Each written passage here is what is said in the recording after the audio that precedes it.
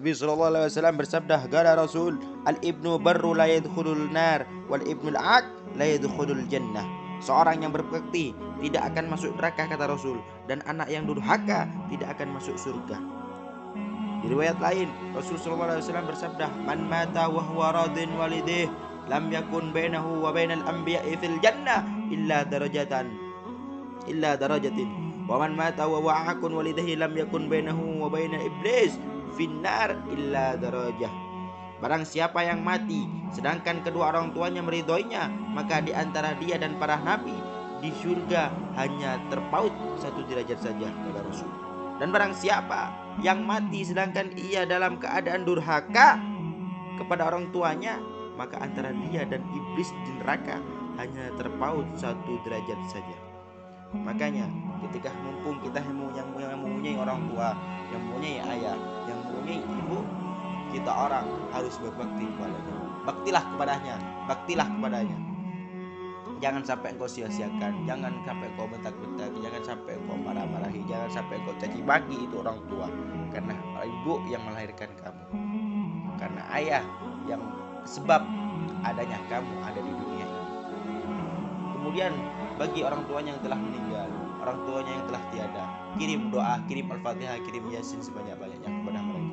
Ini mengirim Yasin, mengirim doa kepada mereka yang telah tiada, kepada yang orang tua yang telah tiada, ini termasuk daripada berbakti kepada mereka semua. Meskipun kita tidak bisa berbakti secara langsung, akan tapi kita mengirim doa kepada mereka, insya Allah ini dihitung berbakti kepada mereka semua.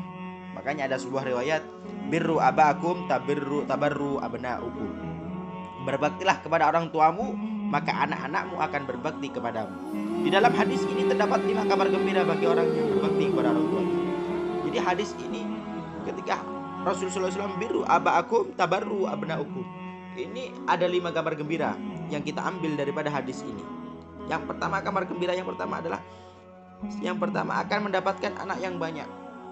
Jadi kalau kita berbakti kepada orang tua kita, nanti kita akan anak kita akan berbakti kepada kita, dan kita akan mendapatkan anak yang banyak. Ini kabar gembira yang pertama. Yang kedua adalah anak-anaknya akan hidup. Maksudnya apa? Maksudnya ketika melahirkan, anak kita biasanya kan ada melahirkan langsung meninggal, masih kecil meninggal begitu. Insya Allah anak-anak kita tidak akan meninggal. Kenapa? Karena kita berbakti kepada orang tua kita, otomatis anak kita ntar berbakti kepada kita, otomatis kan anak kita kan umurnya panjang. Jadi anak kita akan hidup, akan umurnya panjang, dan mereka akan dipanjangkan umurnya. Lah, ini dipanjangkan umurnya Allah SWT. Kenapa dipanjangkan umurnya? Karena sebab kita berbakti kepada orang tua kita, maka anak kita berbakti juga kepada kita sampai kita tua begitu. Kemudian yang keempat adalah akan mendapat masa dewasa anak-anaknya. Maka anak-anaknya itu yang masih kecil itu, yang belum berbakti itu, maka nanti dia akan berbakti kepada kita. Kapan? Ketika dia dewasa. Kita tahu kita akan mendapati masa dewasanya anak-anak kita begitu.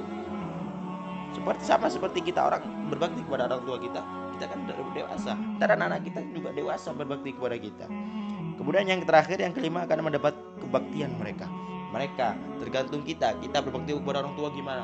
Oh, berbaktinya kita kepada orang tua. Oh, fulan itu berbaktinya gimana kepada orang tua. Oh, ente berbakti kepada orang tua, anak kepada orang tua, masya Allah gini. Entar anak ente akan masya Allah. Anak ente akan masya Allah lebih daripada ente, insya Allah. Begitu. Makanya di dalam 5 kabar ini kita amalkan semua.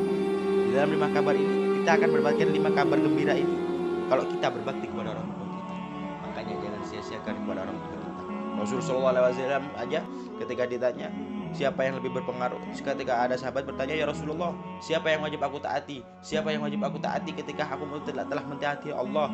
Kemudian kau ya Rasulullah, kemudian siapa lagi yang aku patuhi ya Rasulullah perintahnya? Maka Rasulullah SAW menjawab, ibumu. Terus kemudian siapa lagi? Ibumu. Kemudian siapa lagi? Ibumu, kata Rasulullah SAW. Terus siapa lagi? Abahmu.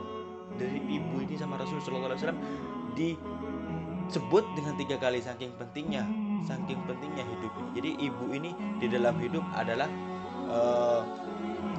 motivasi bagi kita hidup ibu ini. Jadi jangan sia-siakan ibu kita. Kalau udah yang ibunya sudah tidak ada ataupun udah meninggalkan kita kirim Fatihah, kirim banyak-banyak. Kalau masih ada, kita berbakti kepada mereka. jangan sia-siakan. Wallahu a'lam.